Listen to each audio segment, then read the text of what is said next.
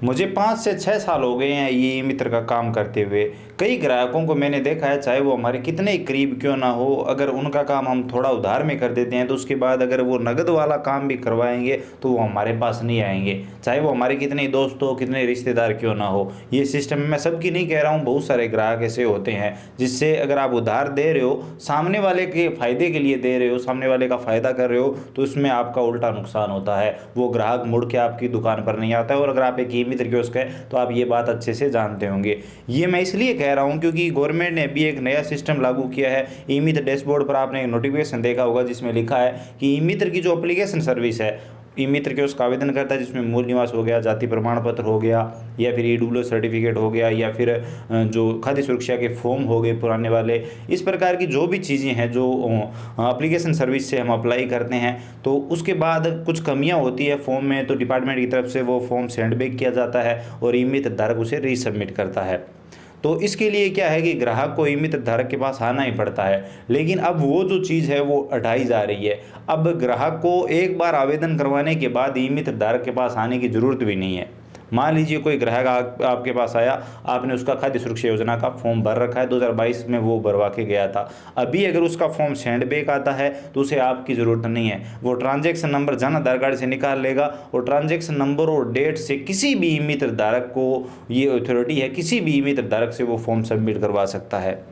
आप साफ साफ समझ गए होंगे कि अगर आपने फॉर्म भर रखा है खाद्य सुरक्षा योजना का किसी का, तो वो आप ही सबमिट करें, ये ज़रूरी नहीं है। कोई भी ई-मित्र कियोस्क आप सबमिट कर सकता है, यानी सेंड बैक आया है तो उसे रीसबमिट कर सकता है। इसमें ई-मित्र धारकों का फ़ायदा तो मैं नहीं कह सकता, कहीं ना कहीं मुझे नुकसान ही दिखाई देता है, लेकिन आमजन के लिए काफ़ी फ़ायदा है। अगर ई-मित्र कियोस्क दुकान पर नहीं है, उसने बंद कर दिया है या फिर वो एक बार बंद कर रखा है उसने, तो आप ट्रांजेक्शन नंबर से किसी दूसरे ई-मित्र धारक से अपना काम करवा सकते हैं। चाहे आपने फॉर्म उसी ई-मित्र धारक से भरवाया हो, लेकिन आगे का जो काम है, अगर आपका फॉर्म वापस आ रखा है तो दूसरे ई-मित्र धारक से करवा सकते हो। लेकिन इसमें ई-मित्र धारकों का नुकसान मुझे ऐसे लगता है कि अगर ग्राहक के पैसे बकाया होंगे तो वो आगे का काम अगर रीसबमिट भी करना होता है तो वो किसी दूसरे ई-मित्र धारक से करवा देगा। या फिर जो प्रिंट वाला सिस्टम है वो तो पहले ही ये कर दिया गया है कि अगर ग्राहक के पास टोकन नंबर है, ट्रांजेक्शन नंबर है या फिर ई-मित्र धारक निकाल सकता है तो वो दूसरे ई-मित्र धारक से प्रिंट करवा लेते हैं। जाति प्रमाण पत्र या मूल निवास प्रमाण पत्र मैंने बनाया, मैंने आवेदन किया और मैंने कहा चलो पैसे बन जाने के बाद दे देना, और उसके बाद होता ये है कि जाति प्रमाण पत्र और मूल निवास बनते ही ग्राहक को पता चल जाता है और वो किसी दूसरे ई-मित्र धारक से निकलवा लेता है और मैं यहाँ पर पैसे के लिए इंतज़ार करता रहता हूँ। तो अभी आप ऐसा मत करिए। आपके लिए एक सेफ साइड यही है कि चाहे आपका कितना ही करीबी क्यों ना हो, अगर आप काम कर रहे हैं, जाति प्रमाण पत्र, मूल निवास प्रमाण पत्र या फिर एप्लीकेशन टाइप सर्विस का कोई भी आप काम कर रहे हैं, कोई भी सर्विस वहाँ पर यूज़ कर रहे हैं, तो उसके पैसे आप ग्राहक से पहले ही लें। उसके बाद ग्राहक को ये भी चीज़ हो कि अगर आप बाहर है तो आपके लिए भी उसके बाद फ़ायदा रहेगा कि आपको काम वो नहीं कर पा रहे हैं तो आप ग्राहक को सूचना दे सकते हैं कि आपका फॉर्म सेंड बैक आ चुका है, ये टोकन नंबर है और किसी दूसरे ई-मित्र धारक से आप ये काम करवा लीजिए।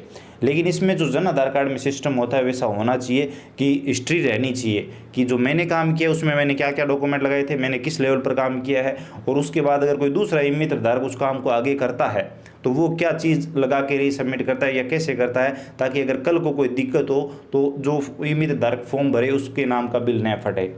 उम्मीद है आप सभी समझ गए होंगे। ये एक अपडेट थी जो ई-मित्र धारकों में ई-मित्र धारक के काम में बदलाव लाएगी। ये छोटी छोटी चीज़ें हैं, ये छोटी छोटी अपडेट है जिनसे ज़्यादातर ई-मित्र धारक सोचते हैं कि क्या फ़र्क पड़ता है, लेकिन इनसे फ़र्क पड़ता है हमारे काम पर, हमारी इनकम पर। तो आप देख लीजिए। बाकी जहाँ तक मेरा मानना है कि अगर किसी ग्राहक को आप पर विश्वास है और अगर वो आपसे काम करवा रहा है तो फॉर्म अगर सेंड बैक आ जाएगा तो वो आपके पास ही आएगा और आपको पता चल जाएगा, आप ही रीसबमिट करेंगे। और वैसे भी अगर ग्राहक दूसरे के पास जाएगा तो दूसरा ई-मित्र धारक ये भी बोल सकता है कि उस टाइम मुझसे फॉर्म क्यों नहीं भरवाया, अभी आपको एक्स्ट्रा पैसे देने पड़ेंगे, और हो सकता है वो कुछ चार्ज भी करे। तो इस डर से ग्राहक दूसरे के पास नहीं जाएंगे जहाँ तक मुझे लगता है। तो कहीं ना कहीं ये एक सुविधा भी है हमारे लिए भी। तो उम्मीद है आपको ये वीडियो इन्फॉर्मेटिव लगा होगा। 100 बातों की एक बात, आप अपडेट समझ गए होंगे। अगर आपको वीडियो पसंद आया तो लाइक करिए, अपने दोस्तों के साथ शेयर करिए, चैनल पर नए हो तो सब्सक्राइब करके घंटी का बटन दबा लीजिए ताकि आने वाले सभी वीडियो और नई नई अपडेट आप सबसे पहले देख पाएँ। इसके अलावा अगर आपके मन में कोई भी सवाल सुझाव है, आप और कुछ भी जानना चाहते हैं, बताना चाहते हैं, तो बेझिझक कमेंट सेक्शन में लिखिए, हम जरूर बात करेंगे। चलिए मिलते हैं अगली वीडियो में नई अपडेट के साथ।